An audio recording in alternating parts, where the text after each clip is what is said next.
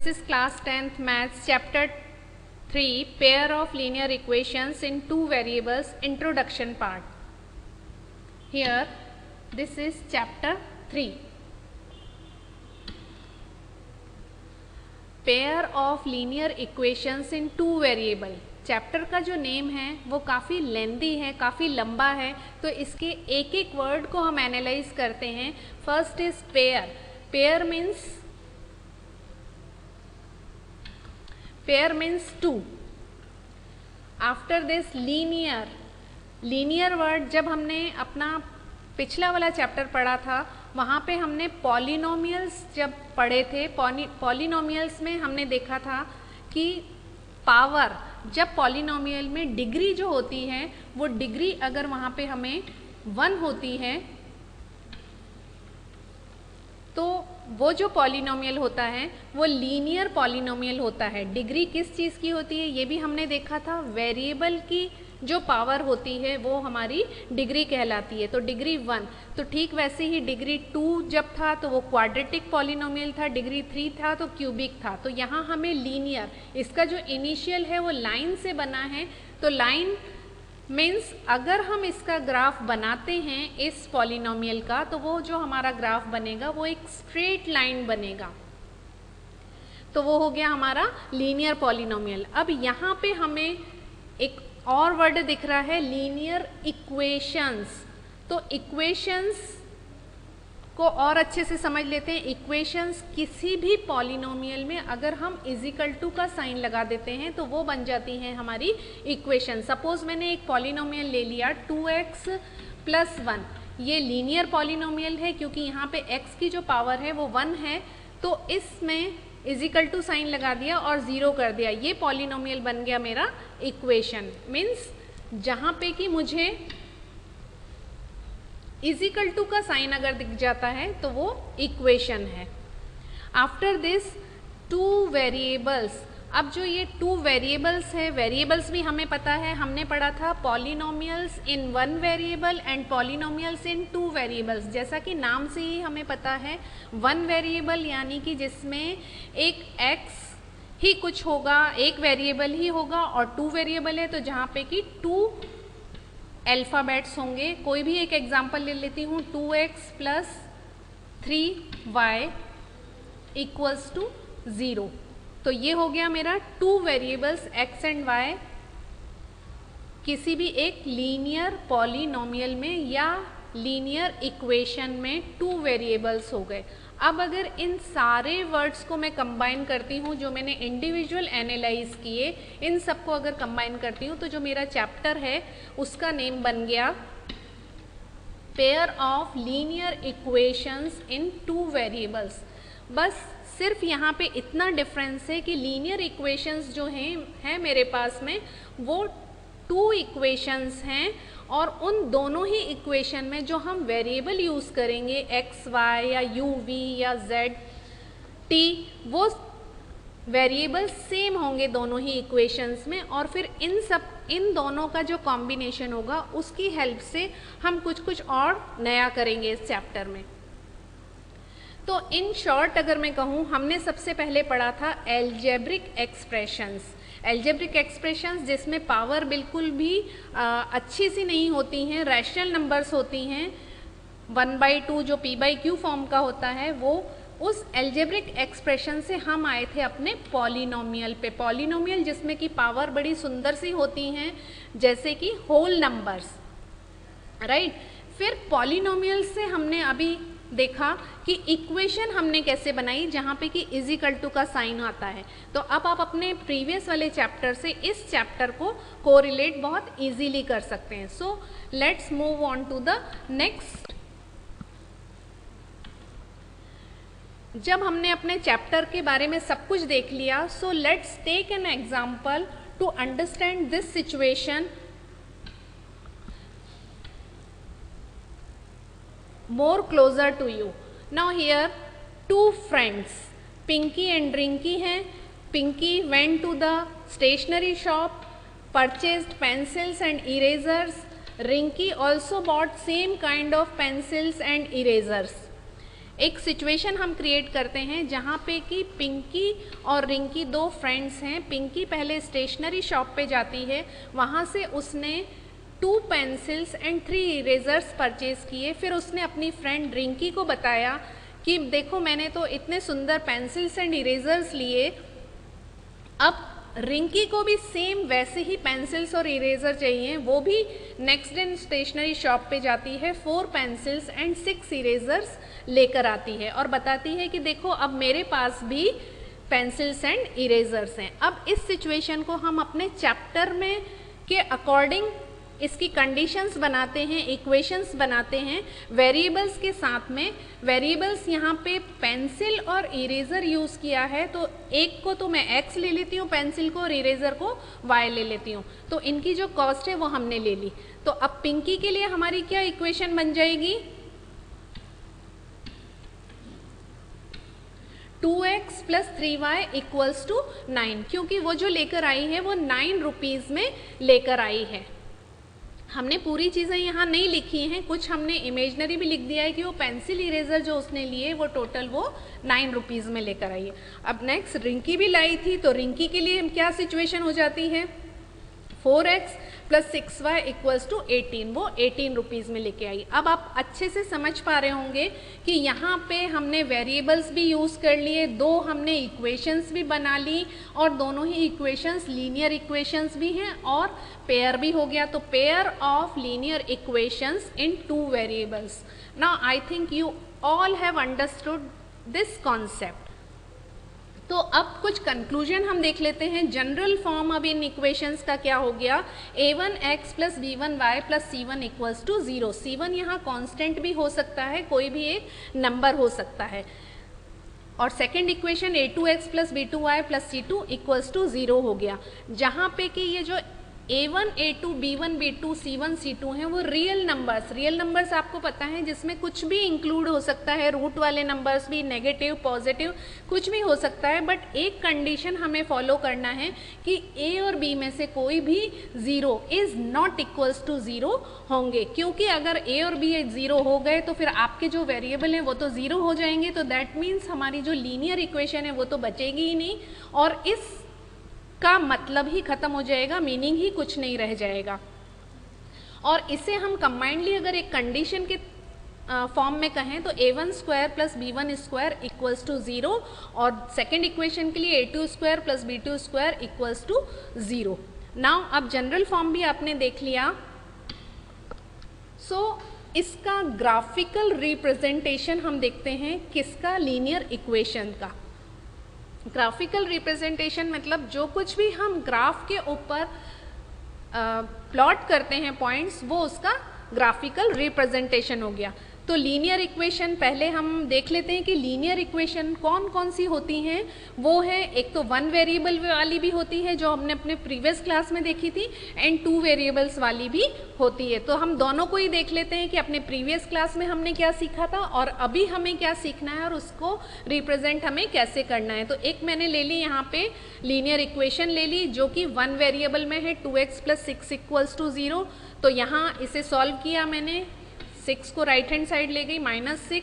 अब जो है x = -6/2 और ये हो गया x = -3। इसे सॉल्व कर लिया। हमें पता है कि लीनियर इक्वेशन जो है उसकी जो वैल्यू आएगी वो हमारी एक ही आएगी, या ज़ीरोज़ जो है हमारा 1 आएगा। पर अब जब यहाँ पे 2 वेरिएबल्स है तो ये आप देख रहे हैं, मैंने एक और एग्जाम्पल ले लिया, x - 2y = 0। इसे भी फटाफट से सॉल्व कर लेते हैं। तो ये हो गया x = 2y और y = x/2, और इसे मैंने थोड़ा सा अरेंज करके लिख दिया y = x/2। जब हमें एक ही इक्वेशन में 2 x और y वेरिएबल दिए हुए हैं तो हम ऐसे सिंपली इनकी वैल्यूज़ फाइंड नहीं कर सकते हैं, क्योंकि हमें 2 वैल्यू चाहिए।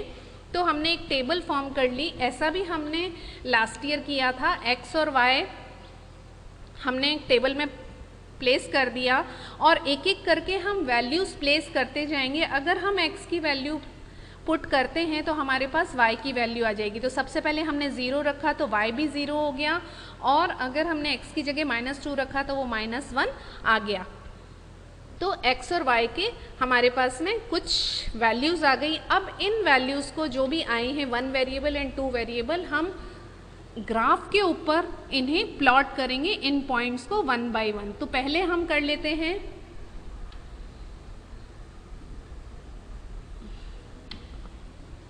Linear equation in 1 variable. पहले हम 1 वेरिएबल का करते हैं। हमारे पास वहाँ वैल्यू आई थी x इक्वल्स टू -3 जब हमने सॉल्व किया था। तो -3 आपको पता ही है, ग्राफ को हमने ये 4 पार्ट्स में डिवाइड किया है ग्राफ पेपर लेके। ये हमारा फर्स्ट क्वाड्रेंट है, ये हमारा सेकंड क्वाड्रेंट है, ये हमारा थर्ड क्वाड्रेंट है और ये हमारा फोर्थ क्वाड्रेंट है। यहाँ पे 2 नंबर लाइन्स हैं, एक तो हमारी हॉरिजॉन्टल नंबर लाइन है जिसे हम x एक्सिस बोलते हैं और एक हमारे पास वर्टिकल लाइन है जिसे हम y एक्सिस बोलते हैं। Right hand side positive numbers, left hand side negative numbers. Same वैसा ही वर्टिकल लाइन में भी अपर साइड जो है positive numbers and down side वहाँ पे नेगेटिव नंबर्स। तो इसके अकॉर्डिंग हम इस नंबर को प्लॉट करते हैं। x equals to -3, x axis पे -3 यहाँ पे आ रहा है, ये मैंने सर्कल आउट कर दिया। अब यहाँ पे मुझे एक लाइन बनानी होगी क्योंकि ये मेरे पास में लीनियर इक्वेशन है और लीनियर इक्वेशन के लिए तो मुझे एक स्ट्रेट लाइन चाहिए होती है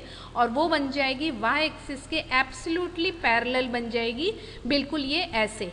तो ये हो गया हमारा x इक्वल्स टू -3 का ग्राफिकल रिप्रेजेंटेशन। अब हम 2 वेरिएबल्स वाला भी देख लेते हैं। तो इसके लिए हमने जो पॉइंट्स पीछे छोड़ दिए वो पॉइंट्स की हमें ज़रूरत होगी।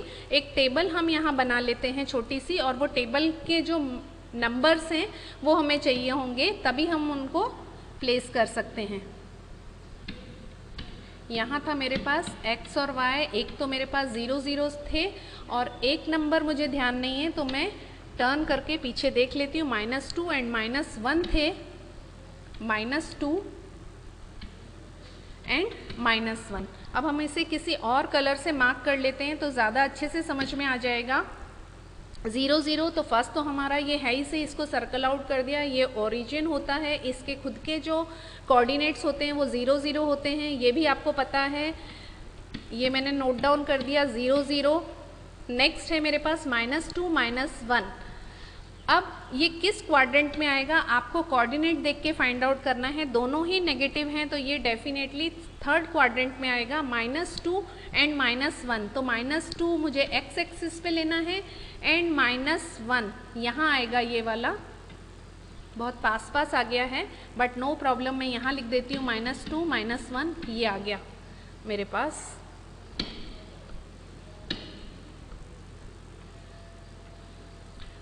अब ये चूँकि लीनियर इक्वेशन है, भले ही 2 वेरिएबल्स है उसमें लेकिन लीनियर है तो ग्राफ तो इसका स्ट्रेट लाइन ही बनेगा। मैं इसे ज्वाइन कर देती हूँ दोनों पॉइंट्स को, तो ये मेरे पास बन गया इसका लीनियर इक्वेशन इन 2 वेरिएबल के लिए स्ट्रेट लाइन आ गई, राइट। तो अब जब हमने बात की linear equation in 1 variable and 2 variable, तो ऐसे ही लीनियर इक्वेशंस, अभी हमने इक्वेशन किया था, अब हमने क्या ले लिया, इक्वेशंस। इसका मतलब मेरे पास में पेयर आ गए, यहाँ पे pair of linear equations in 2 variables. तो जब इसे करूँगी ग्राफ के ऊपर मैं प्लॉट इसके पॉइंट्स को, तो सिंपल सी 2 स्ट्रेट लाइंस आएंगी, 2 इक्वेशंस हैं तो 2 स्ट्रेट लाइन आएंगी, उनकी भी कंडीशंस कुछ अलग अलग हो सकती हैं डिफरेंट केसेस में, वो हम अभी नेक्स्ट देखेंगे। बट तब तक के लिए आपको सिर्फ इतना समझना है कि ये वो 2 लाइन जो हैं वो ऐसी क्रॉस लाइंस हो सकती हैं, वो जो 2 लाइंस हैं वो ऐसी पैरेलल लाइंस हो सकती हैं, और 2 लाइन जो हैं वो ओवरलैपिंग भी हो सकती हैं। ओवरलैपिंग का मतलब होता है एक के ऊपर एक दोनों ही लाइन एक दूसरे को ओवरलैप करती हैं, दोनों लाइन इसी के ऊपर हैं, राइट। तो ये कंडीशंस हो सकती हैं, ये केसेस हो सकते हैं। इन केसेस के अकॉर्डिंग हम अपने आगे कुछ सम्स भी सॉल्व करेंगे। So let's continue exercise 3.1।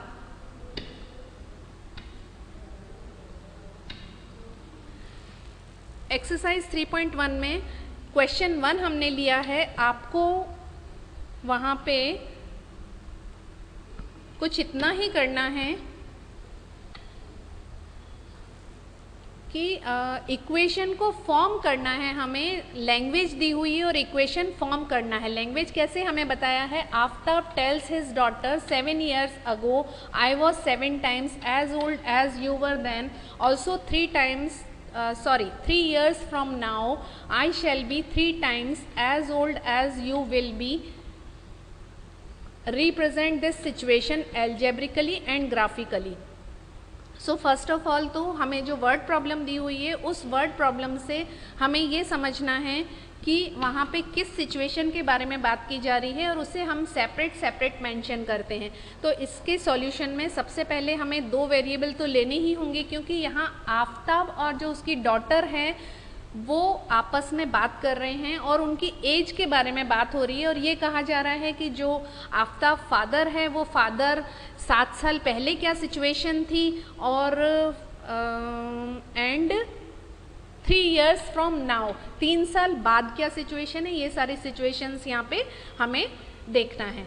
तो मैंने एक ले लिया आफ्ताब और एक डॉटर, और इनकी जो एज है उन्हें मान लिया Aftab's age x years and daughter's age हो गई y years। तो यहाँ हम सबसे पहले आफ्ताब एंड डॉटर में x एंड y मेंशन कर देते हैं और इनको सेपरेट हमने लिख दिया। अब अकॉर्डिंग टू सिचुएशन हम अपना वर्क करेंगे। जैसे यहाँ लिखा है 7 years ago, आपको लैंग्वेज से समझना है। अगो का मतलब होता है पहले, तो 7 years ago तो दोनों के लिए 7 years पहले हो जाएंगे। x - 7 हमने यहाँ लिख दिया एंड y - 7 डॉटर के में भी दोनों में से 7 साल हमने कम कर दिए। और हमें कहा है I was 7 times as old। I was मतलब बात कौन कर रहा है, यहाँ पे बात कर रहा है हमारे पास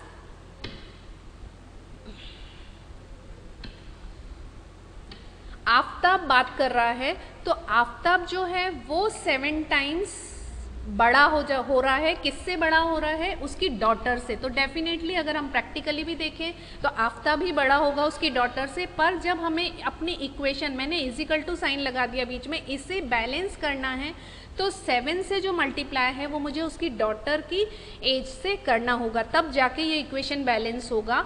अब नेक्स्ट सिचुएशन में, ये तो हमारी फर्स्ट सिचुएशन है जब आफ्ताब ने ऐसा कहा। सेकेंड सिचुएशन भी हम देख लेते हैं। सेकेंड सिचुएशन में हमें कहा गया है कि ऑल्सो 3 years फ्रॉम नाउ, अभी से 3 years I shall be.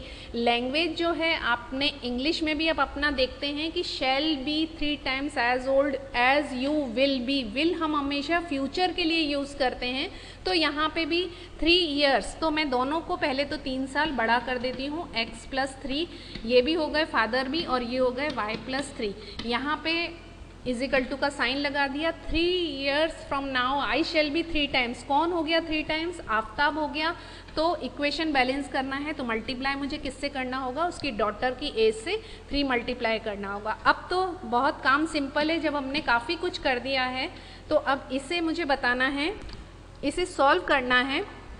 Simply left hand side and right hand side x - 7 equal to, ये जो 7 है आपको पता है दोनों से मल्टीप्लाई होगा 7y - 7 7 सा 49। अब फटाफट से इनका भी थोड़ा सा और सॉल्व कर देते हैं। x - 7y एंड 49 यहाँ आ गया, प्लस हो गया 7 से हो गया तो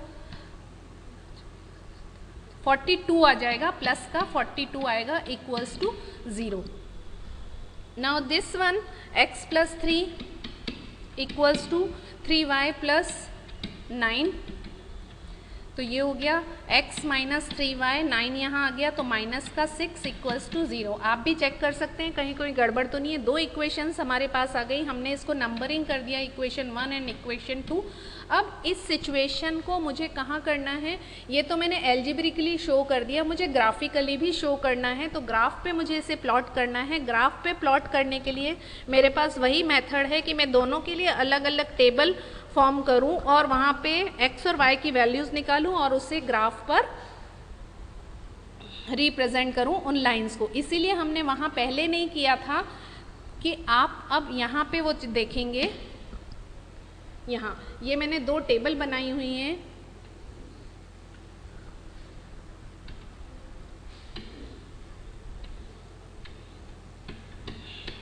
x एंड y, और यहाँ भी हम 2 टेबल बना लेते हैं x एंड y। वैल्यूज़ हम प्लेस कर रहे हैं। अगर मैं 0 रखती हूँ फर्स्ट इक्वेशन में तो y की वैल्यू 6 आती है, अगर 7 रखती हूँ तो 7 आती है। यहाँ पे सेकंड इक्वेशन के लिए पहले 0 रखती हूँ तो -2 आती है। मैंने सॉल्व कर लिया है पहले से, आप भी सॉल्व कर सकते हैं। 3 एंड -1 मेन हमें ये है, टेबल बनाना हमें आता है, वैल्यूज़ भी लेना हमें आता है, हमें इस सिचुएशन को ग्राफ पर प्लॉट करना है और कैसा ग्राफ हमारा बनता है हमें ये देखना है। सो फर्स्ट वाली इक्वेशन के लिए मैं अपना ग्राफ बनाती हूँ। x एंड y 0 6, 0 यहाँ आ जाएगा और 6 y पे है तो ये यहाँ आ जाएगा। ये हो गया मेरा 0 एंड 6। अब नेक्स्ट मेरे पास है 7 7, 7 यहाँ है और नेक्स्ट 7 मेरा 7 और 7 ये पॉइंट हो गया। 7 एंड 7 स्ट्रेट लाइन बन रही है, थोड़ी सी स्ट्रेट लाइन में ज्वाइन कर देती हूँ, ये बन गई। अब करना है मुझे नेक्स्ट वाला 0 एंड 2, 0 एंड 2 फर्स्ट पॉइंट ये है। नेक्स्ट 3 एंड -1, 3 एंड -1 तो ये कहाँ पे आएगा? प्लस एंड माइनस वाला मेरा फोर्थ क्वाड्रेंट होता है, तो फोर्थ क्वाड्रेंट में मुझे आना होगा 3 एंड -1, ये बन गया 3 एंड -1। ये था मेरा सेकेंड वाला 0 एंड -2, 0 एंड 2 नहीं है वहाँ पे, 0 एंड -2 है। थोड़ा सा मैंने एक पॉइंट गड़बड़ किया है, आपने ज़रूर मार्क किया होगा इस बात को कि यहाँ पे आना चाहिए था 0 एंड -2। x एक्सिस पे तो 0 आना चाहिए बट y एक्सिस पे तो ये पॉइंट आएगा कहाँ? यहाँ नीचे आएगा ये पॉइंट, यहाँ पे, और ये पॉइंट आ रहा है 0 एंड -2। अब इन्हें हमें ज्वाइन करना है, ये मैंने ज्वाइन किया और ज्वाइन करके इसका कलर हम चेंज कर लेते हैं ताकि ज़्यादा अच्छे से समझ में आए। ये हमने किया, इसे हम थोड़ा और आगे तक ले जाते हैं कुछ ऐसे, और पहले वाली लाइन को भी थोड़ा और आगे तक करते हैं। किसी एक पॉइंट पे ये दोनों ही जाकर ज्वाइन कर रहे हैं, इंटरसेक्ट कर रही हैं लाइंस। तो मुझे सिर्फ आपको यही बताना था कि यहाँ पे अलग अलग केसेस हो सकते हैं कि कभी तो वो लाइन इंटरसेक्ट कर सकती हैं, कभी वो लाइंस पैरेलल हो सकती हैं एंड कभी ओवरलैप भी कर सकती हैं। So in this way exercise 3 as a homework, exercise 3.1 other 2 questions you have to solve in your maths notebook with the help of graph.